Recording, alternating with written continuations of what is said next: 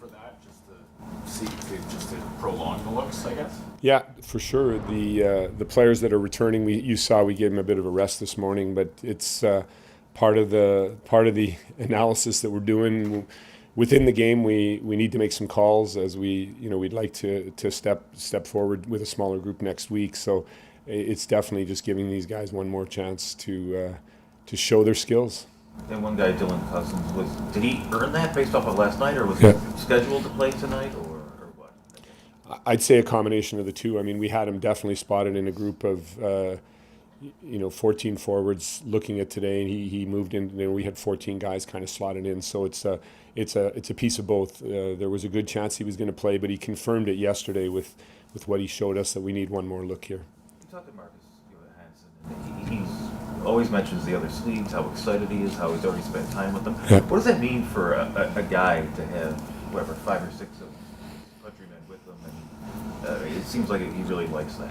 I think it's really good for the balance of an individual to have a good off-ice family within the family, and we don't expect all these players to be hanging out together all the time. That's not the kind of team we need to be. What we need to be is here in the rink, happy to be together and working together on the ice, and that's part of building a good balance for an individual, and we're really happy. Marcus seems extremely pleased to be in Buffalo, and we're pleased to have him, and those are all just little pieces that add to the pleasure. What has it been like for you to work with Rasmus Dahlin the last couple of weeks here? He's just extremely coachable. I mean, having some power play chats with him today, whether it's the 5-on-5, whether it's what we're trying to do in the D zone, he's just very open to wanting to get better every day, and what's very smart about the way he approaches it is how he accesses the knowledge around him, whether it's players with experience, whether the coaches, just an extremely coachable individual.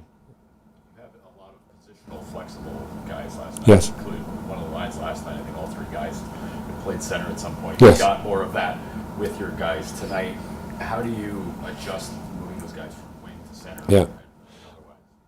Well, I always say the ideal lineup actually has 6 centermen in it, just because they bring a natural defensive awareness to the group, and it's not something we're gonna target on. We'll see how the cards fall in the end, but there will be times where we might have 6 centermen in the lineup where you are clearly stronger in the penalty kill, clearly stronger in the matchups defensively with players who have come from that position, and it gives us some flexibility also on face-offs with the right and left-handers. If you have that, if those centermen happen to be off like yesterday, you can switch up the face-offs and have a higher winning percentage there. So it's good to have players that can move around. We also, when you start looking at the way we play, the position, you have some flexibility in the way we check and the way we come home into our own zone, and the wingers need to take more responsibility in that and free centermen up at times. So that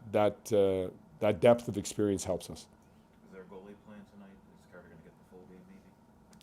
I mean, it'll be a little bit like last night where we take a look at it, but there's a tendency to go that way.